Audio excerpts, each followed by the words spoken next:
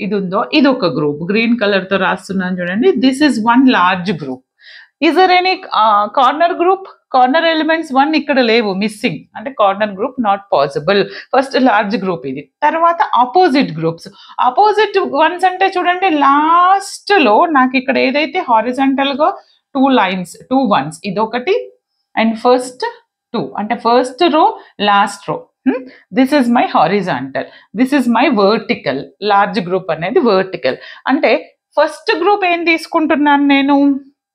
First group your wish ఏం తీసుకుందాం? Second group తీసుకుందాం. ఫస్ట్ గ్రూప్ ఆపోజిట్ వన్స్ తీసుకుందాం. తర్వాత వర్టికల్ గా ఇది తీసుకుందాం సెకండ్ గ్రూప్. థర్డ్ గ్రూప్ ఇది తీసుకుంటాను. ఓకే, ఇప్పుడు నేను ఒకవేళ మీరు దీన్ని ఫస్ట్ అనుకోండి, దీన్ని సెకండ్, దీన్ని థర్డ్ అనుకోండి, బట్ ఎక్స్ప్రెషన్ రాసేటప్పుడు